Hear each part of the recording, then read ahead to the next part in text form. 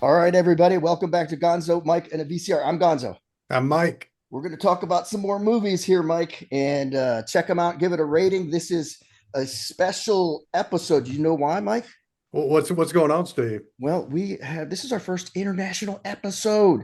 We have That someone on with us today, our super fan guest, who is from Canada, not a Canadian, but mhm. coming at us from Canada. So All it's a right. super fan of this episode's movie, which is Apocalypse Now. His name is Christian. So Christian, I want you to introduce yourself. Tell us how you came to be a super fan of Apocalypse Now, brother. Well, hello. Thank you for that. My name is Christian Vermilia. I am, in fact, living in Canada, but I'm from San Diego, California, and I am a longtime friend of Gonzo. We served in the airborne infantry together many, many years ago. And how I became a Ooh. super fan, yeah, hooah, how I became a super fan of Apocalypse Now. Well, I was always weirdly obsessed with the Vietnam War, and I think that's probably because I was born in 1968, right in the middle of all that mess, and I never had a clue why we were there. So this movie comes out, and I dragged my poor mom to go watch Apocalypse Now in the only theater in San Diego that was showing it at the time. There was no megaplexes or multi-theaters or whatever at a place called Man Cinema in Mission Valley.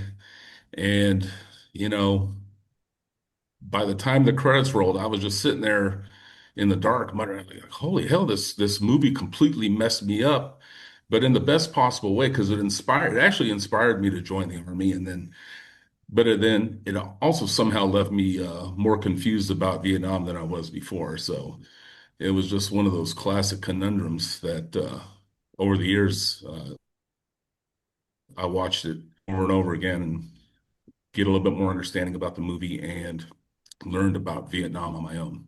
All right, very good, very good. So, Mike, I got to tell you, when I was hanging in Vicenza, Italy, with Christian here, when I first met him, he told me he was from California. The only thing I knew about California back then, because I'm an Hmm. East Coast guy, was like, "Hey, Slayer's from California." He said, "Yeah, I listen to Slayer. I know that band." And I was like, "Yeah, what's your name, brother?" And he's like, he had a broken leg because he broke his femur on a jump.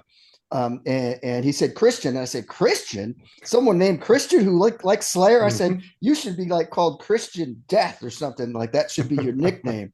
And that ended up being his nickname amongst a lot of guys for up till now. So just want to let you know that, Mike. So that's what you're working with here.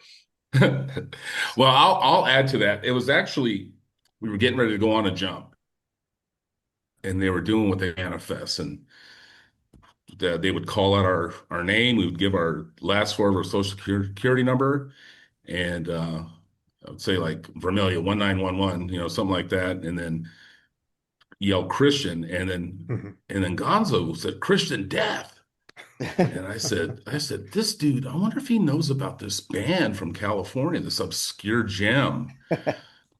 So I asked him, I said, hey, you know this band? And he was like, oh yeah, he was talking Hmm. about it. And I mean, we were instant friends, obviously, from that point on. Oh So yeah. yeah. And that name did stick throughout my military career and the friends that I've maintained over the years from the military, but it never really stuck after that. There you Now I go. got I got to ask real quick, just because Gonzo was talking about what he thought of when he thought about California. When I was really young, I thought about surfing. Were you a surfer, Christian? I was, I Oh was, I wow. was primarily a longboarder because I'm a dude, Hmm. and then I got really into body surfing, so I really honed that skill. Yeah, All that's right. cool. Very good. Very That's good. So just.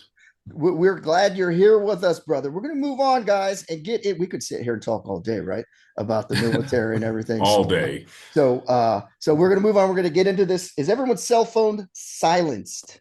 They are. Yes. All right, very good. So this episode, like we said last time, we're looking at the 19. This is what certain people call this the 1979 psychological epic war film. It is loosely inspired by the 1899 novella Heart of Darkness by Joseph Conrad, directed by Francis Ford Coppola, starring Martin Sheen and Marlon Brando. It's Apocalypse Now. So this movie grossed 150 million at the box office against a budget of 31.5 million. Roger Ebert, this is not common, fellas, gave this thing 4 out of 4 stars. He said a lot of things about it, but it's like to read his review it was too much. So it was nominated for 8 Academy Awards, winning Best Cinematography and Best Sound. And many consider it Coppola's magnum opus, and it's considered by some as one of the greatest films ever made. Can you believe this? So it was selected for preservation in the National Film Registry by the U.S. Library of Congress because it was deemed culturally, historically, or aesthetically significant. And 91% on Rotten Tomatoes. I thought that's a little bit low, fellas. So Christian's the super fan, but he's a guest. So we're going to, for those who haven't seen it, and for those who have seen it a long time ago, we're going to have Mike explain the plot as quickly as he can, just to get everyone up to speed and to help them remember what's going on in this film. Take it away, Mike. Yeah, so hopefully I do a good job. Again, this is my very first time seeing Apocalypse Now. So Apocalypse Now opens in 1969 during the Vietnam War. And that's where we meet Captain Benjamin Willard, played by Martin Sheen. He's a burned out spec ops officer who's pulled out of a drunken haze in Saigon, given a secret assignment. Because deep in the jungles of Cambodia, there's a brilliant and highly decorated Green Beret, Colonel Walter E. Kurtz, played by none other than Marlon Brando, who's gone rogue. And Kurtz has built his own private army. He's now waging war on his own terms. And Willard's orders are simple and they're off the books. Find Kurtz and terminate his command with, quote, extreme prejudice. So to reach him, Willard joins a Navy patrol boat commanded by Chief Phillips, played by Albert Hall, along with 3 young crewmen. We meet Chef, played by Frederick Forrest, Lance, played by Sam Bottoms, and Mr. Clean, a young Lawrence Fishburne, who is so young he's almost unrecognizable.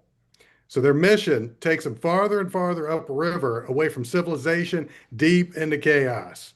And the first major stop is with the often imitated but never duplicated Lieutenant Colonel Bill Kilgore, played by Robert Duvall. I had heard of this role before. He's a larger than life cavalry commander who loves surfing almost as much as combat. So, to get Willard's boat into enemy territory, Kilgore launches a massive helicopter assault on a coastal village while blasting Wagner's Ride of the Valkyries through the loudspeakers on the choppers. It's one of the movie's most iconic sequences and a sign that the war itself has become totally absurd. And this scene is so famous, I was familiar with it even though I'd never seen the movie before. So as the boat pushes upriver, the journey grows darker, and a terrifying encounter with the tiger rattles the crew. Willard studies Kurtz's file as they're going along. He becomes fascinated by the man he's been sent to kill. He sees a once promising officer who abandoned a prestigious career to pursue something far more extreme. And meanwhile, the crew itself begins to unravel. Mr. Clean is killed in an ambush, and the tension between Willard and Chief Phillips continues to grow. And the farther they travel, the more the rules of normal life disappear. And after a chaotic, nightmarish stop at a remote bridge under constant attack, the crew enters territory where American power is virtually non existent, or at least the ability of the Americans to control everything. So another attack leaves Chief Phillips mortally wounded, and Willard finally takes command of the boat. So at last, we're towards the end of the movie. They arrive at Kurtz's compound, and it's a shadowy temple complex filled with armed soldiers who treat Kurtz like a god. There they meet an eccentric American photojournalist played by Dennis Hopper, who enthusiastically praises Kurt's genius. Willard also discovers Captain Richard Colby, Scott Glenn, who's a soldier sent earlier on the same mission, who's completely fallen under Kurtz's influence. Kurtz eventually captures Willard, kills Chef, and spends days confronting Willard with disturbing ideas about war, morality, and the nature of human violence. So rather than appearing insane, Kurtz actually seems frighteningly lucid. And this forces Willard to question where the real insanity lies. And in the film's climax, as Kurt's followers perform a graphic ritual sacrifice of a water buffalo, which is real and not special effects, Willard enters Kurtz's chamber and kills him with a machete. As he's lying there dying, Kurtz whispers the famous final words from the movie, the horror, the horror. And with Kurtz dead, his followers silently part for Willard as he walks out. And refusing to take Kurtz's place, Willard gathers Lance, leaves the compound behind. And as their boat disappears downriver in the darkness, the mission is over and the credits roll. All right, very good, Michael. Christian, anything that he missed there? Well, Mike nailed it, man. The only thing I could add is you're literally watching a movie of an individual slowly descending into insanity, and it hits different, especially if you've worn the uniform and you watch this kind of stuff and you see what. So the parallels are kind of creepy, but yeah, that's about it. I mean, he did a great job. All right, very good. And I would like to say, I have it later in my notes, but I'll say it now. Heart of Darkness is now on my reading list, and I read a little bit about it. And at the end, they actually get this guy and put him back on the boat, and they're going to try to take him back, but he's very ill, and he's done a lot of weird things. It takes place in the Congo, and they're Belgian ivory traders, and he's the guy who went out of control and was treated like a god by the natives and caused a lot of havoc. And those two final words, I mean, this is pretty legit. As he's dying, his last dying words were the horror in that novella. So we got to check that out. Has anyone read that? I have. You have. Okay, very good. Hmm. So we'll definitely have to check it out, Michael. We got to catch up with the Christian as the super fan. So Yeah. when you first saw this movie, you talked about it that you were more confused about Vietnam than you went in, and clearly though you liked it because it made you want to join the military and stuff. And Mike, you said you have not seen this movie before. How is that? I had How never seen it. how is this possible? You Yeah, guys right? are. How is it possible? Yeah, I think you'll agree when there's just a few years difference between people, and you guys are just about 3, 4 years older than I am.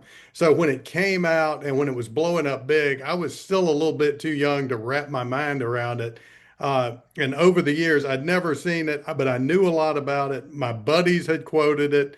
I know my buddy back home has the what is it, the Redux Yeah. Yeah, I was version going to of say it. they had this reboot, Mike, in 2001 or something like that. Yeah, so it was Yeah. just one of those movies. I knew it was culturally significant. I knew it was one of the most highly rated movies there is out there. But I just after it passed me by, I just never circled back, All even though right. I love war movies. All right. So yeah, when I saw this. I remember it's like in '79. I remember my brother sneaking in the theater to get it, and or to watch it. I was like 11 when it comes out, right? So I'm a little bit young. My parents aren't going to let me go. So I see it a few years later, like 1982, at on VHS at a friend's house in ninth grade. I remember that. Mike, we heard from Christian. What was your first take? I'm really, you we saw it much younger for the first time. Hmm. What is your first take seeing this movie as an adult? What do you? It was weird because even though I've never seen it, there was a lot of nostalgia for me because I've heard so many quotes. I mean, everything from what The Simpsons, Yeah. Major Payne, Platoon owes a lot. So unfortunately, it wasn't. I wish I had seen it when it very first came out because so many movies stand on the shoulders of this film. Uh, so some of it was like, oh wow, that's where that came from. That's why they did that in Platoon or one of the other movies I'd seen because this movie did so many things that were groundbreaking when it came out, kind of like The Godfather in another genre, Yeah. that if you don't see The Godfather, you're still aware of it. Yeah, yeah. So yeah, I remember I thought as a ninth grader, I thought, oh, this is an awesome war movie, and I'm going to talk about that a little bit because I have a different take on it now, and it made me. I remember it made me want to be a helicopter pilot. I like went home and got in the encyclopedia. Remember when we had those encyclopedias, looking up the helicopters and how fast they went, and I was like, oh Oh man. yeah. That just looked so cool to me. So, but I looking back now, I know I really didn't understand the movie, Mhm. um, but uh, but yeah, I definitely thought, oh, awesome war film. So even though that's not even what I don't even call it a war film anymore. We'll talk about that down the road. But we want to hit the main characters here. We'll start with our star, Martin Sheen, Captain Benjamin Willard. Mike, how do you think Martin Sheen did here in this role? No, this probably he was so good in this role. It probably set him up. It probably set up his most of his career because it was such a popular film. He did such a great job with it, and I cannot help talk about this film without referencing. I know I'm going to do it several more times. Uh, what Platoon? Because his son is in Platoon, right? Yep, yep, And so you've got parallels from the voice narration where Martin Sheen and Charlie Sheen are guides through this journey, even though they take different journeys. Uh, I would say that Platoon is less surreal. I yep, think yep. is a word I would use for Apocalypse Now. But great job, and I can't help but see so many parallels between the Yeah, two. yeah, yeah, yeah. How did you like Martin Sheen in this, Christian? Well, to me, he would. I can't imagine anybody else playing Willard at this point. Even thinking about the actors today, but he wasn't some stone cold killer, but he wasn't soft either, and he had that 1,000 yard stare, that we've seen on guys out in Iraq, I guess, and he wasn't a hero. He was just some tired spec ops guy, brought on to be an assassin, and then he spent literally the rest of the movie trying not to unravel. So, I think he carried the whole movie with that like quiet intensity. Yeah, yeah, no, for sure. I have that in my notes. Just what you said. I can't see anybody else in this role. I love the narration. And it's interesting you said that. You reminded me about Platoon, Mike, because Charlie Sheen, his sort of narration is he's writing a letter to his grandmother, right? And he's telling her about these guys and how hard it is. And this one, it's just pure narration, sort of like we saw in Goodfellas, sort of like what we saw in A Bronx Tale. I love that in a movie because it's like you're inside the guy's brain and you're hearing his internal voice, right? So for me, this is his defining role. He's been in a ton of movies. I looked at a big list of them. Not tons of them stand out to me, but the bottom line to me, I'm like, this is him. For when you say Martin Sheen, I'm like, oh yeah, Apocalypse Now. That's 100% it, right? Yeah. Right. And All this right. this will be old hat to either one of Yeah. y'all, but this since this was a new movie to me, it was learning about that opening scene where you find out, he'd been on a bender drinking, Martin Sheen had. He busts his hand open and they keep it in the film. So it was impressive the realism where his mindset was probably at when they shot that scene. Yeah, well, if you do some deep reading into it, and I know Christian probably knows this, but as the super fan, but he was hammered during that scene. Like he was hammered. Yeah. And I don't know if you all caught it. Not only was it a Bender alcohol, they showed the spoon on the desk. Like that's this showing he was probably shooting some heroin or something. Because they point that thing out right there. They show that. So that's what I take from that. But yeah, crazy movie. Like, but he was very intoxicated for that scene is what I read. So now we're going to the boat people, the people who's the boat crew first, because he spends a lot of time with them as they take him down the river. Um, Talk about Chief Petty Officer George Phillips, played by Albert Hall. How did you like this character, Christian? Well, I mean, he played almost like the only adult on that whole boat. He started off like the moral center and holding everything together, and until the jungle. And then I think in particular when uh, Fishburne's character, Mr. Clean's death happened, that really broke him. And then, then he slowly unraveled as well. So it actually it kind of hurts to watch Yeah. him go into that hole. Yeah. But you know, watching his men fall apart just reminds me of the whole world.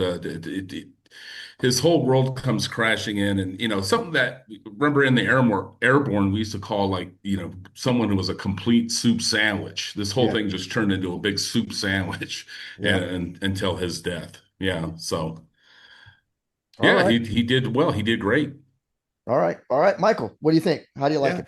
Yeah. Just to add on to what Christian said, I also viewed him as, for me, he was kind of a contrast. He was kind of conventional military, where you got Martin Sheen as more spec ops, more high speed.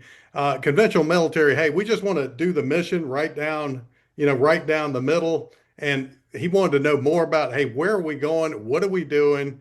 I don't like this because, like Christian mentioned, it's hard to watch what happens to the men.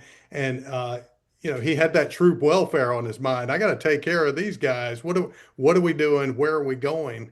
Um, and in terms of Albert Hall himself, I knew I he has such a distinctive voice, that I was looking back to other things I'd seen him in. He was General Decker in Major Payne, which I thought was interesting because Major Yeah. Payne, and I didn't appreciate this, because I'd never seen the movie. But as soon as I see that opening scene with Martin Sheen, I said, okay, they were parodying this scene in Major Payne. That's when he was in the hotel room. And he's like, I'm out here getting weaker, and Charlie's Yeah. out there getting Yeah. stronger. Right, I right. said, no, because shit, they took that from Apocalypse Now. And so, Yeah. yeah, a good job. Yeah, yeah. So yeah, I like the vibe. He is like the father figure to the boat crew, serious about his job, serious about the boat. I don't remember him from any other roles, but yeah, it's funny. Christian said he's like his world's falling apart. It's like Lance is tripping on acid, going crazy.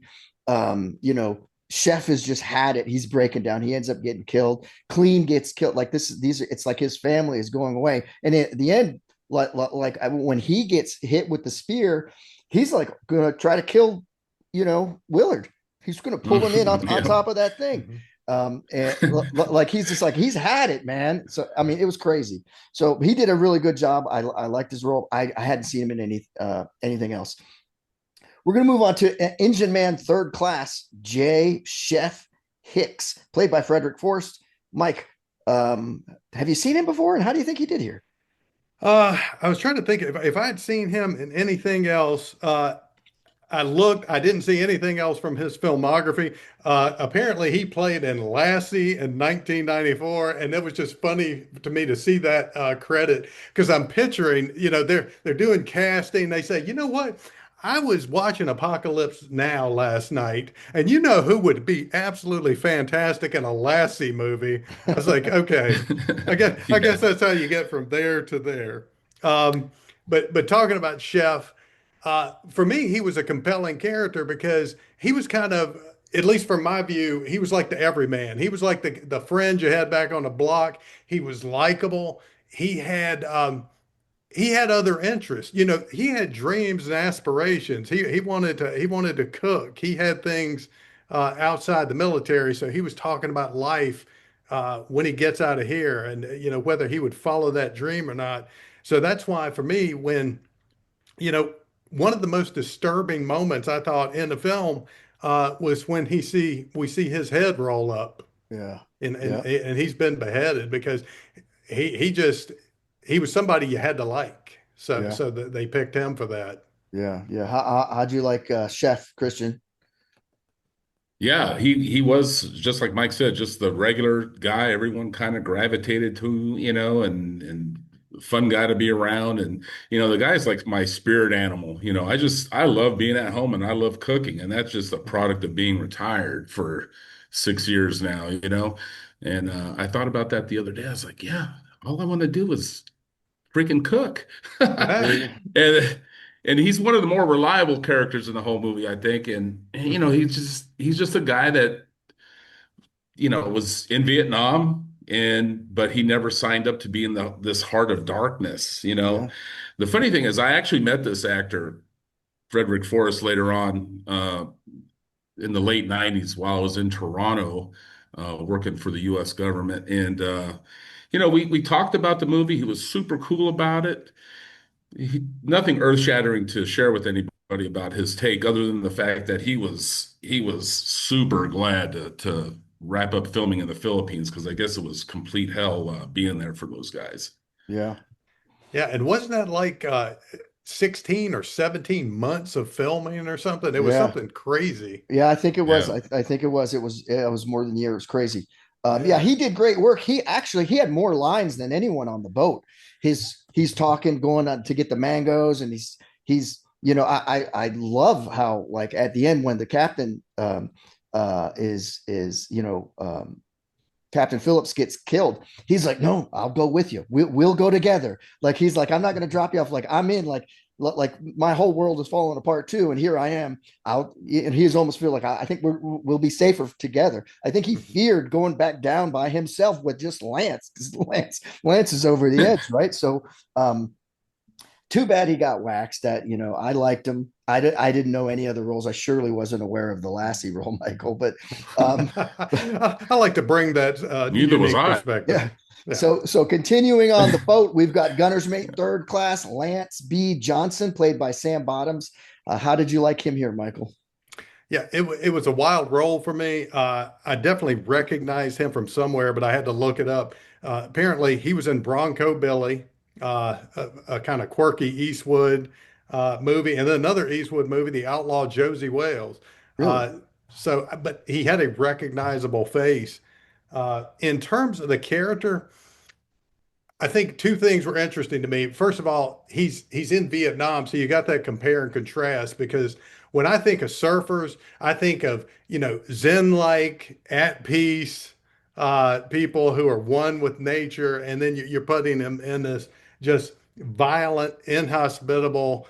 And what was wild too for me is you got Kilgore, who's like just the war hammer. He's the guy you want to be with. He's violent, effective, but he idolizes, the surfer. Yeah. That's he likes surfing, and Hmm. so one of the things that stood out to me, I know you both know it because you've seen the film. One thing I was not prepared for was how surfing figured into this movie.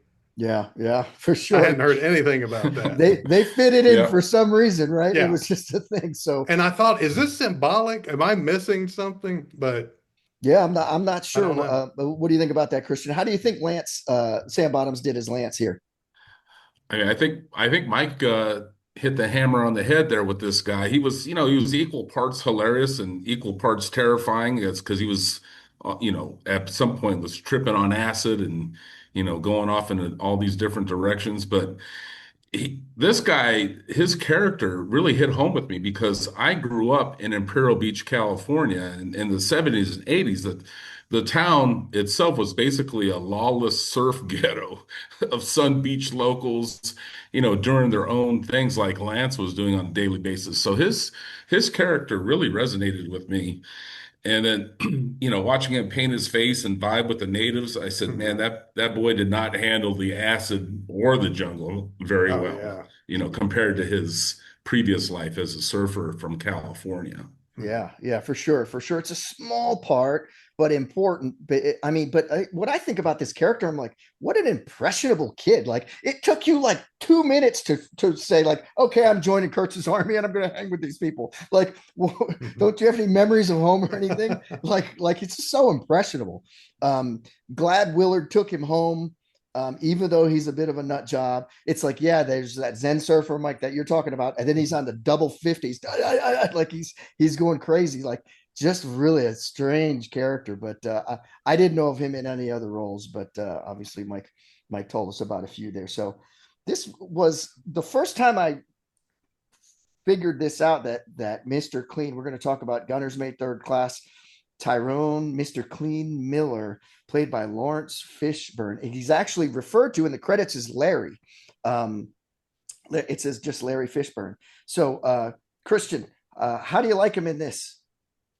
I mean, for a 14-year-old playing a 17-year-old, Mhm. you know, guy on a PBR in Vietnam, he absolutely killed it. Yeah, I mean, he had all that swagger and, he was showing this swagger until basically life smacked him right in the face. And then unfortunately, he was also, I think he was if my memory serves me correct, he was the first of the boat crew um, to yes, get killed. Yeah. yes, So, and that really, quoting from the movie, put the zap on some of these people's eyes, especially the Albert Hall's yeah, Mhm. chief. It really smacked him when this guy got killed. So, yeah, I mean, and again, it's funny how I watch this movie, then I think about my life in the infantry later on, and I had a lot of Mr. Clean types, yeah, and you had to. Babysitting them is not the right word, I guess. It was just keeping an eye on them, and the life in the infantry, airborne infantry, and then being in Iraq was a little bit mind blowing for some of them. So yeah, this had a lot of parallels. So but I thought he did great Yeah, yeah, at a 14 you years had to be old. that Holy cow! mentor. I guess you had to be that mentor over there for him, Christian, Hmm. overseas. Yeah. Oh, absolutely. Well, I mean, I was a wild guy too, so I don't know. I'm not sure if I was mentoring anybody, but Well, I you were was showing them both sides. yeah, I was a sergeant and I was their either fire team or squad leader. So, I had to play both good and bad cop at the same time. there you go, there you go. Yeah. So, Mike, how did you like Larry Fishburne? Yeah, I had to do a double take because I read the cast. I knew he was in it. And then it dawned on me after I'd been watching him for about 5 minutes. I said, I think that's Lawrence Fishburne. Yeah, yeah, Um, And I'm glad y'all brought up the fact he was 14 because as I was watching it with my wife, I made a joke and it was just a joke. I said, um, he's so young in this, he hasn't even gone through puberty yet. I had no idea he was 14 because, Lawrence Fishburne has that low, distinctive voice. He brings gravitas to whatever yep, role. And he hadn't even hit puberty. His voice had not even changed. Uh, right. if you had put him in front of me without me knowing who he was and said, "Okay, what actor is that?" I'd have been like, "Yeah, I don't know." yeah, yeah, Yeah, but great job. And we talked about how we look at Vietnam, and I'm sure Christian can tell us much more about it, but because he's studied it. But I think about the draft, and I think about, hey, some people want to be there, some people don't, and some people, you know, maybe the government has one goal, but the goal when you're in that kind of situation is just to look after you and your buddies and just make sure everybody gets back home. yeah, yeah. So, So here's the deal. Like, it's funny because I'm thinking like I mean, he did a nice job. This is a small role. You do reading on it. It says he was 14 when he was cast for the movie, and it said because he lied about his age. That's number one. Number two, I'm thinking, where the hell is his parents? Like, isn't he supposed to be in like the Mm-hmm. ninth grade or something? Like, he's not in school, right? all right. But hey, he's in there. Um, when Willard says, "How old are you?" Like when he first Willard wakes up out of his nap when he's first meeting him, he was like 17. And this just brought up something to me. You're not going to get drafted at 17, but Mhm. you see the writing on the wall and say, "I don't want to be in the infantry in the jungle." And so someone gave him advice and said, "Hey, join the Navy. You'll be Mhm. safer." And he got on that PBR, That's a which great point. because you're not going to get drafted till you're 18. But someone said, "Hey, man, they're taking everyone in the neighborhood. Go be proactive and get something that's going to be a little safer." He probably would have much more rather been on a ship somewhere, right out at sea. But he got on the PBR, and that ended up being his demise. So I love his dancing during the Satisfaction when they played Hmm. Satisfaction when Lance was water skiing. And I love his look after the sampan incident when he's lighting up the whole boat with the M60, and then he pulls his sunglasses up and his eyes get real big. He's like, oh my gosh, I blew those people to pieces. I mean, so he's already starting to show good acting here. I remember him mainly, Matrix, obviously, and I'm Uh-huh. going to say first Matrix movie. He was in the other ones, but Yeah. they sucked, right? The first Hmm. one was a good movie. The other one sucked. I And agree. You only need to see the first one.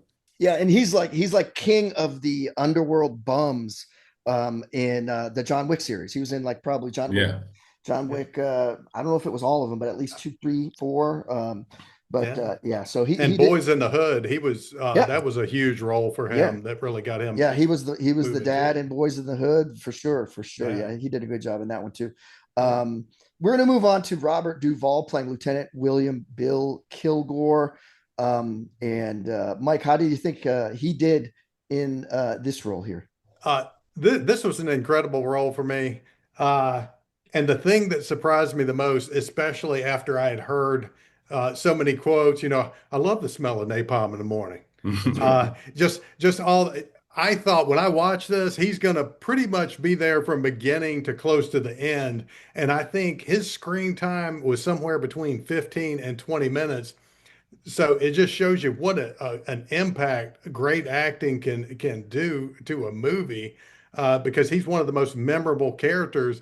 And this is a fairly lengthy movie, even if you're just talking about the theatrical Yeah, version. So relatively small amount of screen time. Uh, Great job, very quotable. And another thing that surprised me, I'd heard that quote over and over and over. I thought it was going to be ironic or something. There was nothing tongue in cheek. He's literally saying, "No, I love the smell of napalm in the morning. It's the smell of victory. I love it. yeah, It's like gasoline." yeah, yeah. So yeah, he was a hundred Yeah. percent, 100% serious about that. Christian, how do you like?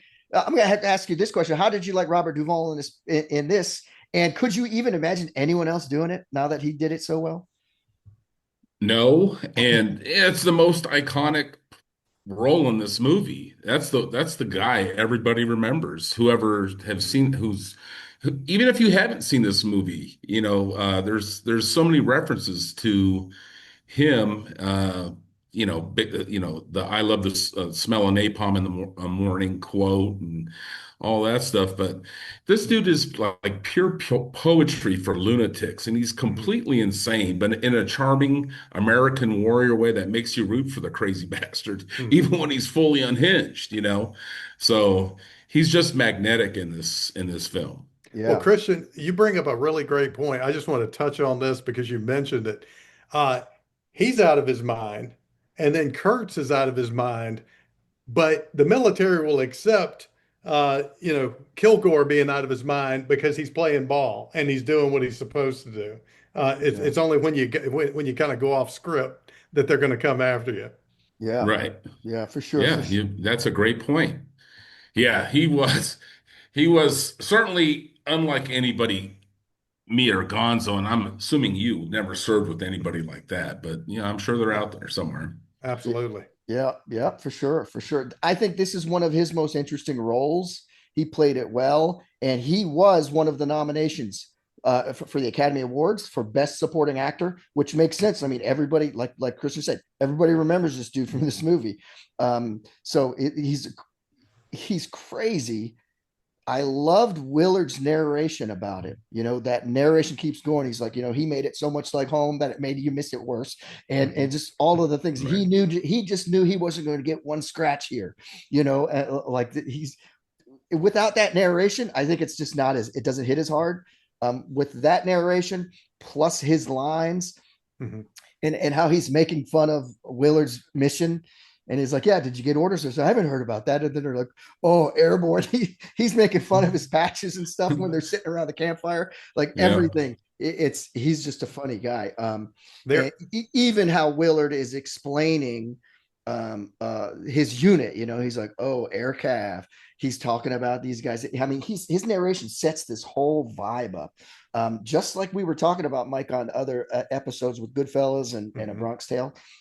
It's great. So I remember him well from the movie Yeah, I'd like Colors. to add, Go ahead. yeah, yeah. Actually, for this movie, I'd like to add that the way he loves his troops, the way he looks after his guys, you know, that is very important in establishing a cohesive unit. And we had some of that, Steve, when we were in the infantry, if you recall. There was a couple of leaders out there that really cared for their guys, and that's what makes it all worthwhile. Yeah, for sure. That's what makes the guys loyalty, trust you, want to work for you. I agree 100%. Um, yeah, I was saying other movies, Colors. I loved him in Mhm. Colors with Sean Penn. I loved him in Open Range with who was that, Costner? I think he's with. Mhm. He did well as an astronaut, Deep Impact. He was big. He was the lead in The Great Santini. Obviously, he was the Yeah. consigliere in Great Godfather. movie. Oh, he was Um, so good in that. and I just want to mention, fellas, he did a great job here. He should have won that Academy Award. I didn't look up who did win it, but he was Mhm. nominated. May he rest in peace. February this year, at 95, in the great state of Virginia, he did pass away Mhm. peacefully. So, too bad for that, but he had a great career. Absolutely. And are you not going to tell me that I should have said not the great state, but the Commonwealth of That's Virginia, Mike? that's right, Steve. Hey, but there was one other thing, Kilgore. Yeah, Y'all remember the scene? I just have to reference it real quick. yeah, Wasn't it an enemy combatant that was lying down? He had his guts hanging yes. out, and he Yeah, said, "You yeah. know what? A man that could hold on for 3 days, and that tough, he can drink out of my canteen anytime." So it was like this respect for the enemy because, hey, I'm going to recognize how tough you are. Yeah, it's a great scene because their interpreter they have is like, no, he's a pig, he's a swine, get Mhm. rid of him. And he pushes that guy down, and then he's Yeah. like, he can have water from my canteen any day. He gives the guy water, and then one of his guys go, hey sir, I think that's Lance Johnson over there. He was like, the surfer, what? And he throws the canteen down. You're absolutely right, and that made it Yeah, even better because then he yeah, he forgets just about him. fluffed them off at that point. Yeah, Yep. exactly. Just hilarious. I mean, he pulls that role so good. So, Yeah. uh, Hmm. all right. So, continuing with actors, we're gonna talk about the American photojournalist. No name on this actor, just the American photojournalist. This is Dennis Hopper. Christian, how did you like his role in this? Yeah, I mean, he's played many roles like that, where like he's been on doing mushrooms since, God knows how long, and you know, manic rambling Yeah, and hero worshiping of Kurtz. The guy's just basically a living embodiment of the war broke my brain and I liked it yeah, type vibe. Yeah, it was just Hopper chaos yeah, as usual. yeah. Very good. Mike, how did you like his job here? No, I think Christian nailed it. From what I know about Dennis Hopper, it was just kind of Dennis Hopper playing the Dennis Hopper version of this character. When you needed that person, you went to Dennis Hopper, um, and other roles, bringing that quirkiness, that drug-addled personality. If y'all seen True Romance, uh, Have not seen that. oh my God, y'all both Oh, have to watch that. There yeah, it's is a an great movie. absolutely, and Who is Christian. in who's in that? Christopher Walken, Christian Okay. Slater, Oh, wow. and Christian will remember an iconic scene back and forth between Dennis Hopper and Christopher Walken. That if you don't Right. watch any other part of the movie, you just watch that 5-10 minute scene. It's worth just watching that on Is it YouTube. is that a Tarantino movie? That's a great question. I'm not positive. I'm I not don't positive, know. but it has Definitely has that that vibe. Tarantino vibe to Yeah. Yeah. the movie. Yeah, Yeah. I agreed with both of you guys. Like I have here in my notes, he played himself. He did decent Mhm. work. He played himself. I remember him. He did a great job acting in Hoosiers as the Mhm. the the, the alcoholic father who Yeah. lived out in a busted up cabin in the woods. He really did great. Obviously, we know with who was it, Peter Fonda in Easy Rider. That was Mhm. where he really probably sort of took off. And then Michael, the movie that I turned you on to, I know he was the an Indian Indian runner, runner. the Indian runner, directed by Sean Penn, starring Viggo Mortensen, right? And I'm forgetting who the other guy in there is. It Dennis Skarsgård in there or something? I don't know, but Yeah. in the Indian Runner, people, great Hmm. movie. Please, someone watch it and then contact Mike and I. and tell us what you think it's about, because we've got theories on it. Yeah, So it's definitely a philosophical yeah, for sure. movie. So, but it's entertaining. Love it. So, all right, we're gonna move on to Colonel Walter Kurtz, played by Marlon Brando. Michael, how do you think he did in this?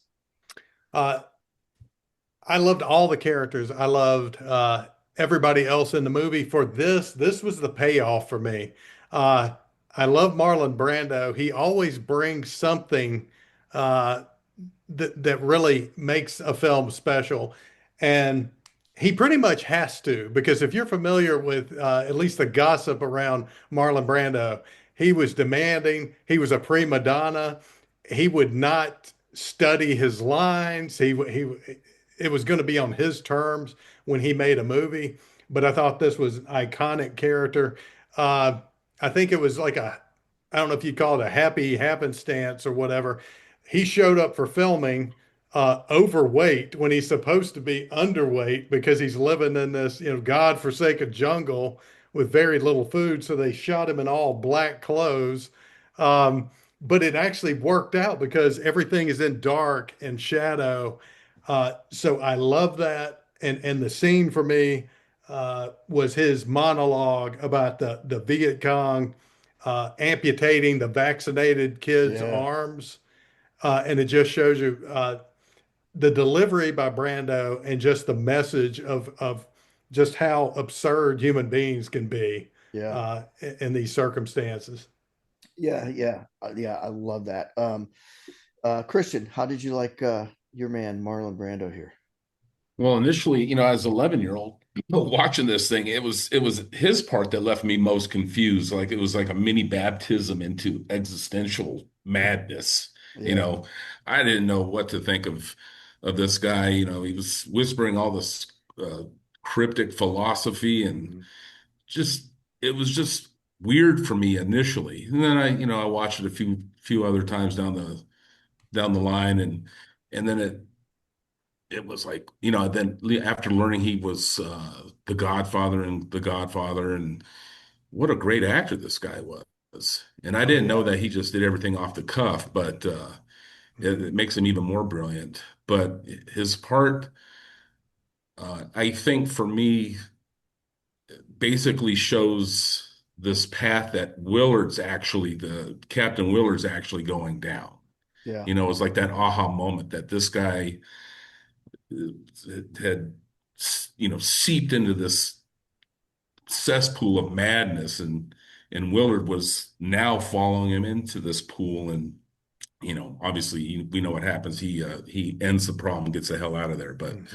yeah, it was the role got better for me as I got older. How about that? yeah, Yeah. for sure, for sure. No, I agree with you. I think when first time I saw it too, I was like, what's going on here, right? When I think it's a ninth grader, right?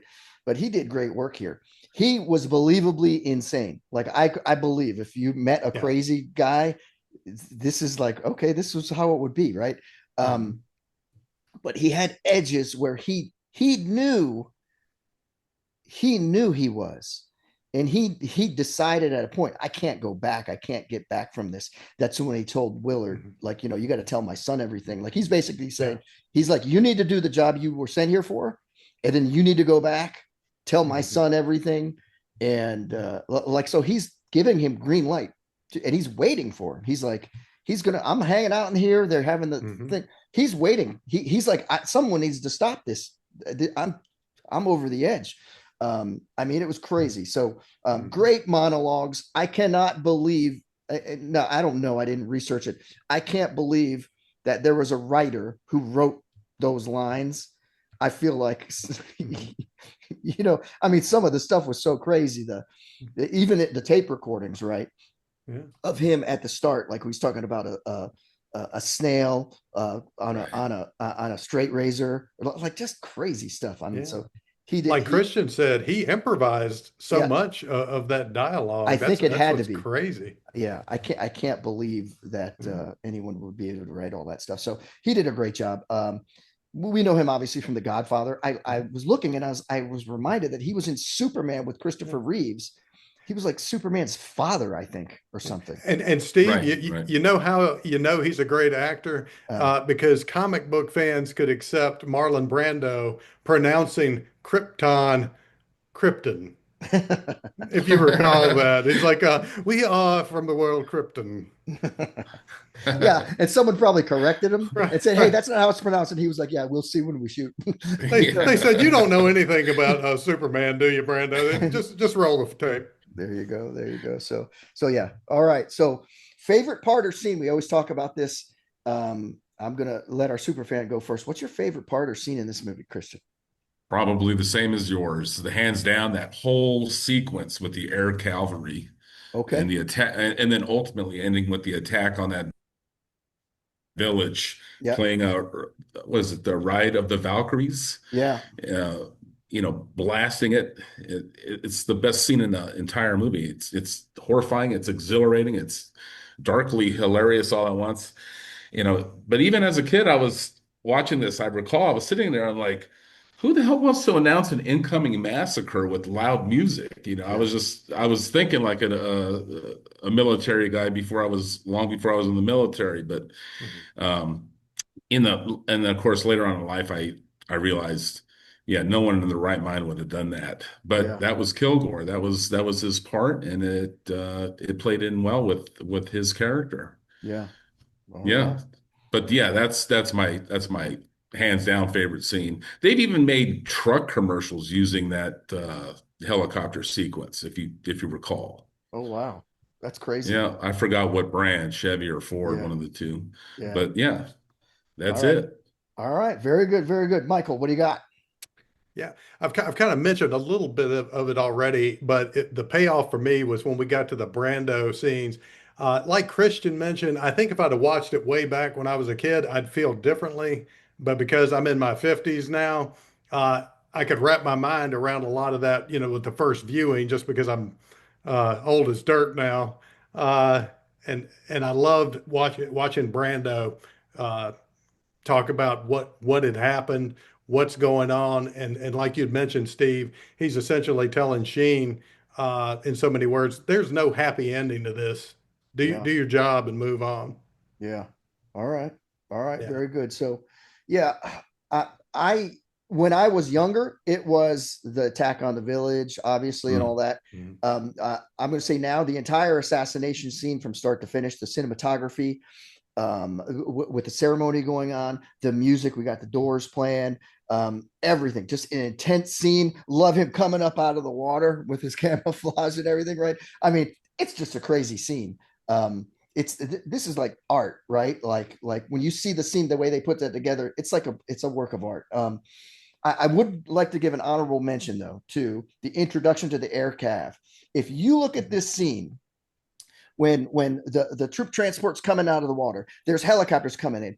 I'm looking at this, prepping for this podcast, and like you look Mhm. like a mile back, and this is before CGI, people. There's Mhm. like other helicopters landing, guys getting out, guys running, like there's things exploding. Like this is a massive, massive scene. It was just incredible. I mean, Francis Ford Coppola, man. I mean, I I can't to coordinate all that. Incredible, Yeah. incredible. Mhm. I think Francis Ford Coppola is actually in that sequence when they're landing. Yeah. He's filming. He's like, "Hey, move us, keep moving, keep moving." Oh, okay, Mhm. okay, I think that's him. If you okay. take a look at it. Yeah, well, Yeah. I did not look that up. I did not read anything on that, but that's very possible. So that scene was immense. The attack on the village to drop the boat, obviously, that's with the music and everything. Iconic, Mhm. iconic. And I would like to say the opening hotel room scene when the monologue, I give an honorable mention to that too. Like Mhm. when you first see this, if you haven't seen this movie, people are seeing this, people are like, what is going on in this movie? What did I turn on here? But it really sets you up to see where Willard is and how fragile he actually is. And then he's given this mission, and this Mhm. mission is what's going to break him almost probably if Kurtz doesn't say no, no, don't come where I'm at. Kurtz is like, you need to finish me and you need to go back. Like just the whole thing's that's incredible. So that whole Mhm. opening scene too, but it's just crazy. So many good scenes. But we've got to say, hey, Nothing's perfect, right? What's your least favorite part or your stupidest scene here, Michael? I'm going to let you go first. Yeah, for me, it was I don't know how you would title the scene, but it was the Playboy Bunny Mm, performance in the middle of the river journey. yes. It kind of took me out of it for a couple of minutes. It didn't ruin the movie. It was just like kind of jarring in the middle of everything else that was going on. If I had to think they were going for something there, because I think y'all would agree, there's nothing in this movie that's unintentional. Yeah. Everything is symbolic. Everything is purposeful. So as I ran through the movie again, I watched it all the way through the first time. I was going through, and I don't know why it didn't hit me the first time. Uh, but you've got at least, I forget how many playmates there were, but there was at least one dressed up like a cowboy, Yeah. one dressed up like an Indian. And Yes. I was thinking, is Francis Ford Coppola trying to draw a parallel between this invasion of this foreign land and the American Indian and the cowboys in the West? Not saying that's what was going on. It was just something that was occurring to me. It's possible. It's But possible. yeah, but if I took one scene out of the movie, it would be that one. All right. All right. Very good. Very good. Christian, what do you got? Well, I completely agree with Mike, and he probably an homage to the USO is what Mr. Coppola was intending there. But Mhm. I mean, I get the symbolism, but it really does Yeah. drag down the momentum of the Yeah. movie. You're moving right along on a mission to do a horrible thing, and all of a sudden we got this thing going on, which quite honestly would never happen in front of actual troops. Yeah, Mhm. yeah, yeah. Guys, we all hit it. I was thinking, man, I like this movie a lot, man. So Mhm. when I get to this, I'm trying to put down my notes, and I had the Playboy Bunny scene. Yeah. I thought it was unnecessary to the movie. I thought it would be Mhm. better without it. I thought it actually where they were doing it, like if they actually did have a USO thing and Playboy Bunny showed up, they wouldn't do it this deep down the river, this far Mhm. down in a place. It just it's it's not good. I think the movie would be better without it. Other dishonorable mentions that I have to include here: when they showed the boat drop, that boat broke up hard. That boat was not going to be good. Like if I watched it a couple times, that boat they dropped it from too high, and that thing was that tore that boat up. So and okay, another dishonorable mention for me. It's related to one of my honorable mentions, the Mhm. unrealistic part of the attack on the village, and not only the music that Christian mentioned, which I don't even know over the helicopter engines you would hear the music, regardless of the Mhm. size of your speakers, frankly. So how realistic is that? Probably not so much. But it's like, hey, not Willard, Kurtz is out on his own, going rogue, doing whatever he wants. Um, but and Kilgore just decides, oh yeah, we'll do a big attack so we can go surfing and drop this boat. Yeah. Like people who have not been in the military don't know. Like a commander can't just wake up in the morning and say, let's just go bomb this village. Mhm. There has to be orders. It's part of a campaign. It's part of an operation. It's not people just going doing whatever they want. There's always movements to contact and different things involved. He can't just say, yeah, okay, we'll drop your boat and hey, we'll go surf and go blow this place up. Mhm. That's He wouldn't be able to do that. His command would be like, what the hell are you doing? Like, why were you there? Right. Yeah. So I think that's unrealistic, and I don't want anyone who's not been in the military to get the idea that it's out there and you're just doing whatever you want. So Oh, additional, it's definitely a scene that's going to pump you up. It's going to yeah, get you hyped for yeah, sure. for I mean, sure. but in reality, that would never happen. Yeah, yeah, awesome cinematography in that scene too. By the way, Yeah. the sunrise, and Mhm. all the helicopter, man, crazy. Um, Additional comments, Mike. Things you want to talk about that we haven't discussed?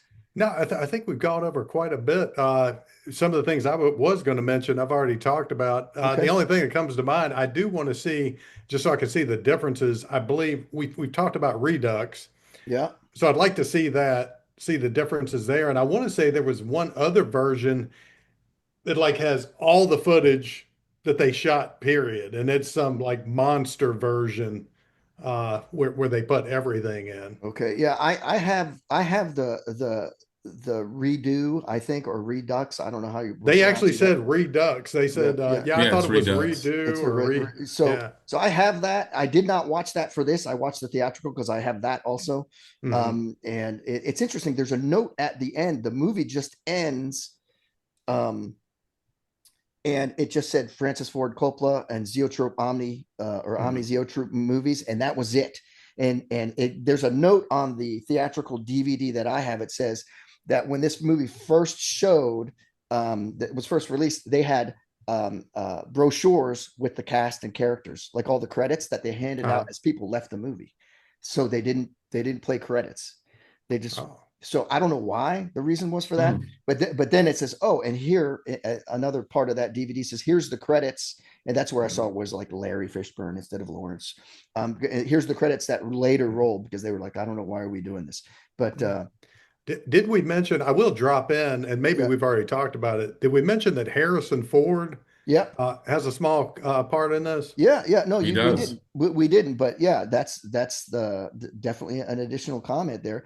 Small part during the Hmm. initial mission, and yeah, he looked good there and everything. Yeah, that was Um, around the time of American Graffiti. yeah, that's yeah, American Graffiti. Yeah, it's interesting that this was all in his times. This is after Star Wars, right? Or Yeah, I believe so. because Yeah. Star Wars was Star Wars Hmm. 7? 76 or 7. I don't know. Yeah. All right, so Christian, additional comments, things that we Yeah. didn't talk about. Yeah, this is really for Mike and anybody who's never really Hmm. seen Apocalypse Now, but the original theatrical cut of Apocalypse Now is vastly superior to the Redux version.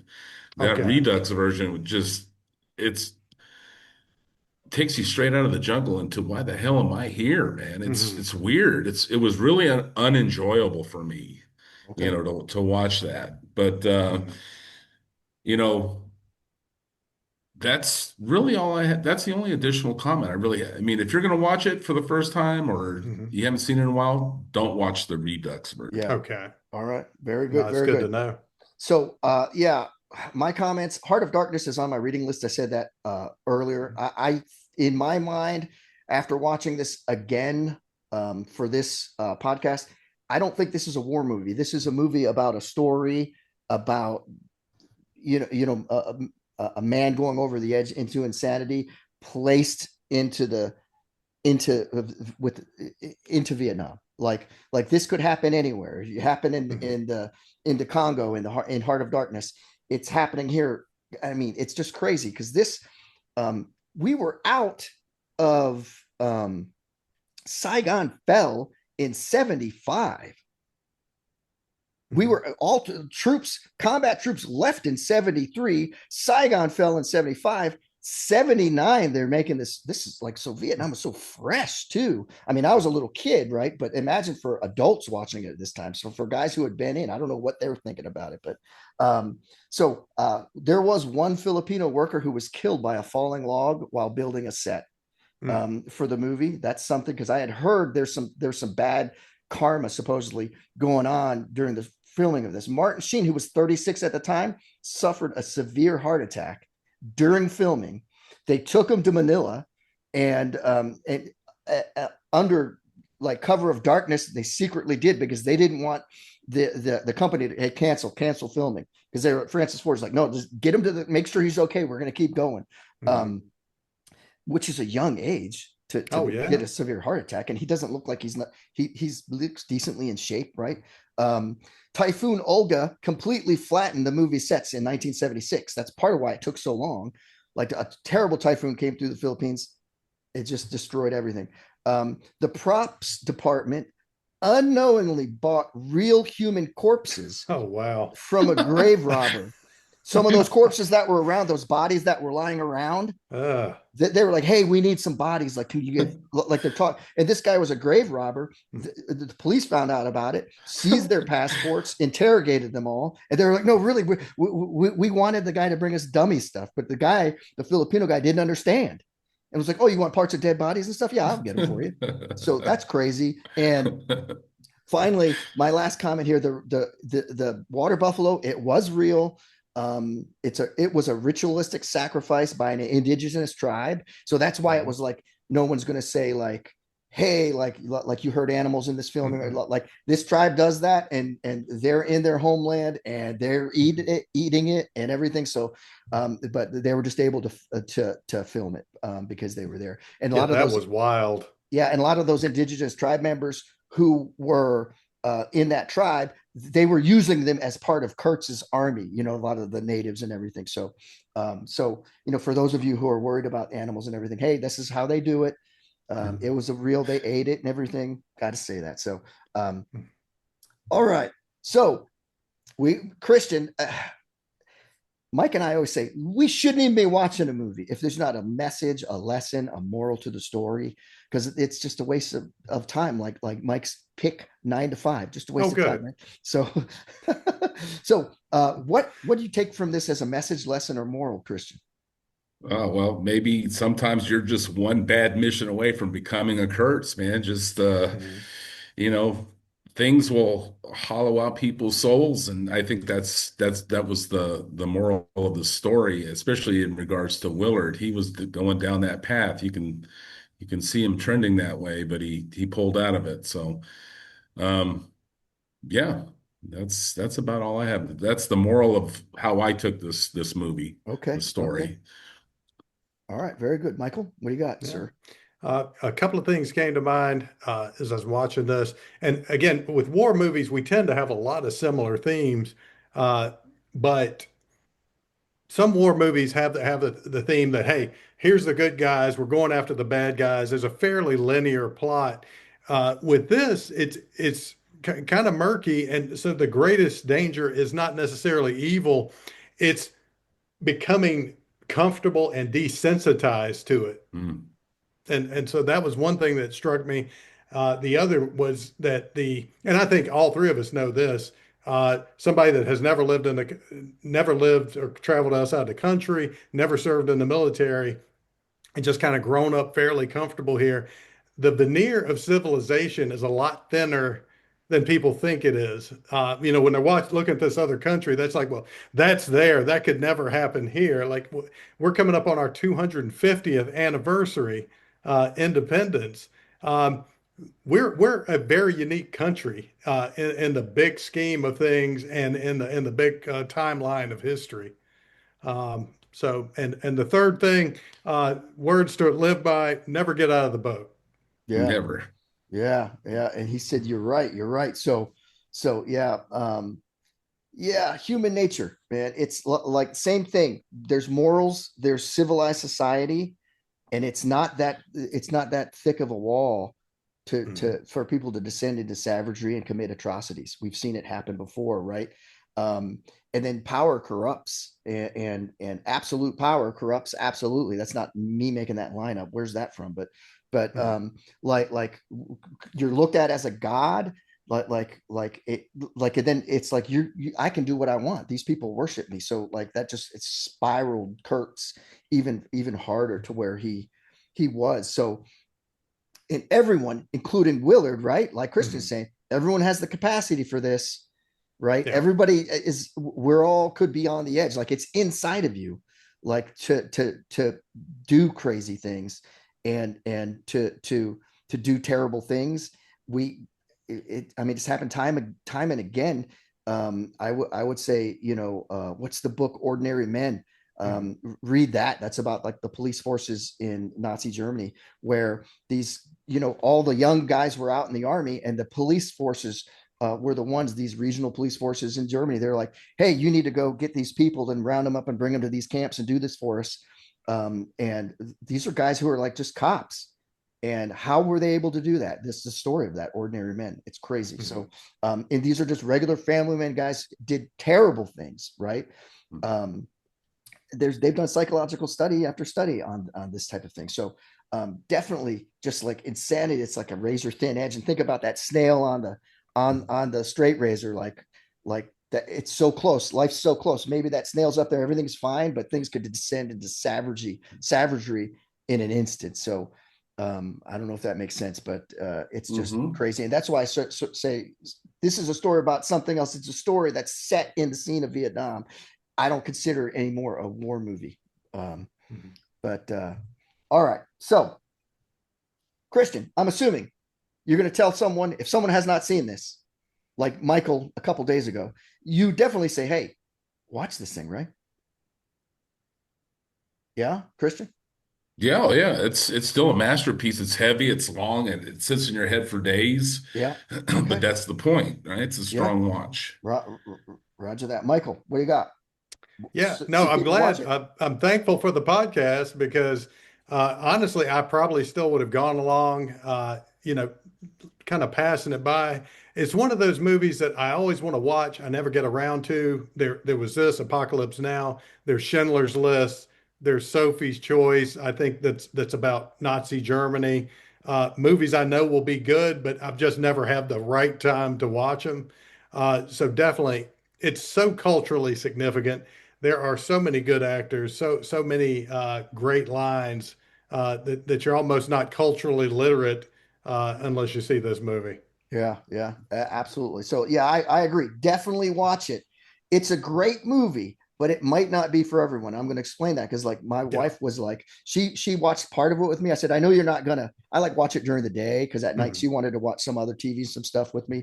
I said, well, I'm watching this, and so she's in and out doing chores, and she's seen it before with me, and she comes back in near the end, and she was like, who picked that movie? And I was like, She said, "Is that a Christian. mic pick?" I said Christian. She was like, it figures. And she said, I said, what, you don't like it? She Well, said, I don't know if I should take that as a compliment or yeah, not. well, she said it's not for me.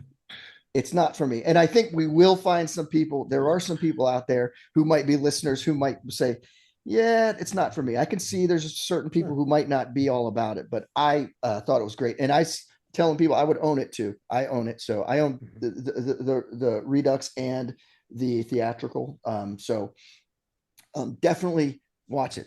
It's good. So we're gonna give it a rating to remind everybody, and Christian here, so his first time on the podcast. Like the worst rating means it's a terrible movie. You can take a bathroom break. I mean, you don't even need to be in a room. If it's a below average movie, you might scroll through your phone, something like that. Sit in a chair, no snacks. You're not going to have anything. If it's an average movie, you think, okay, I'll sit and sip a Coke while I watch this movie, right?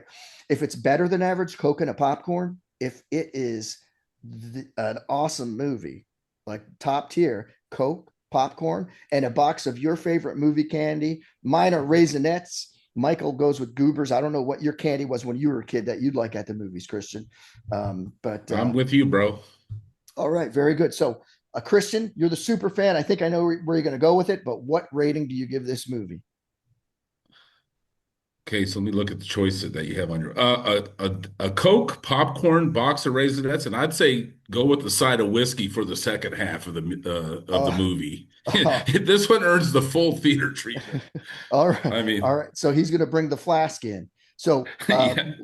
Michael, and I know you're not going to play along. You're going to make your own categories here again, like you always do. But go I'm, ahead and tell us what I'm, your rating is.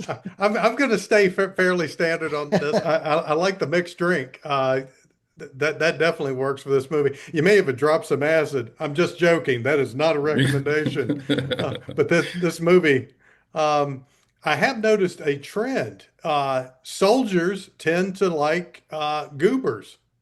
Okay, That's what I've noticed so far. So just an observation. Um, or Raisinets rather, Raisinets, Raisinets. Raisinets. Yeah. I'm getting it backwards.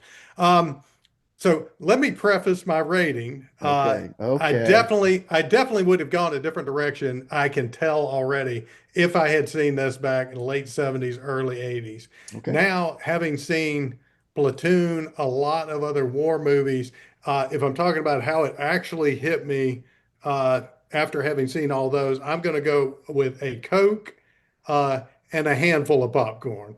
Okay. It's a great movie. I'm glad I watched it, but it didn't have at this point in my life like bam. I'm because I have seen a lot of those themes, Yes. but again, they leaned on this movie to have those themes. Okay. Okay. Very good. So I'm going to go with a Coke. And I'm going to preface this myself to say I Yeah. don't consider this a war movie anymore. This is a movie about insanity and the thin edge we all probably live on. and how it can turn bad and how maybe we can turn it good. Set in the scene of Vietnam, and I look at this movie totally different now than I did when I first saw it in ninth grade. But I think it's great. I give it a Coke, a popcorn, and a box of raisin. That's highest rating. You got to see this movie. All right. All right. So we've done the ratings, people. All right. So we hit that one pretty hard, fellas. So everybody, thanks for listening to Gonzo Mike and a VCR. We want to thank Christian for being on the podcast. We love having you on. Absolutely. What parting words of wisdom might you have for us, Christian? Well, I mean, thanks for having me. This is the first time I've ever done a podcast and first time I've ever been on Zoom, actually. So, There you go. but this movie's been riding with me since I was a kid, and it still hits like a 700-pound gorilla, you know. And for a message for you guys, just stay frosty out there. Keep watching these classic movies. Schindler's List, Mike. Oh my gosh! And remember, never get off the boat. Right. Ugh. That's That's right. right. That's right. Never get off the boat. So we will say thank you again, Mr. or Sergeant Christian Death, for being on the show. Right. Ugh. All right. So if you enjoyed it, folks, follow or subscribe. We'd appreciate it. We'd love it if you'd share the show with someone who loves movies or loves the 80s or 90s or whatever. Also, be sure to follow us on Facebook. It's Gonzo Mike and a VCR podcast. Get on there and follow us. Just had a few more follow in the last 2 days. So if you have a movie you'd like us to watch, or if you're a super fan like Christian and you want to be a guest, if you just have a comment for us, even if you'd like to tell us what your favorite beer was in the 80s, which I'm going to go with Milwaukee's Best. That's what I had money for in the 80s. What about you, Michael? You brought up the point I was going to make. I was going to say anything except Milwaukee's Best, although because of the access, because of the money, that's what we always found ourselves drinking. And because it was the 80s and it was a different time, there Yeah, was a store in my town that will go unnamed where it didn't matter how old you were, and this is not condoning underage drinking, but you could walk in, put the beer up on the counter, no questions asked. Boom, there you go. out. There you go. What about Sounds your Different time. amazing. what about your favorite beer in the 80s, Christian? Oh, there were so many. Mickey's Big Mouth Okay. Oh yeah, yeah, good one.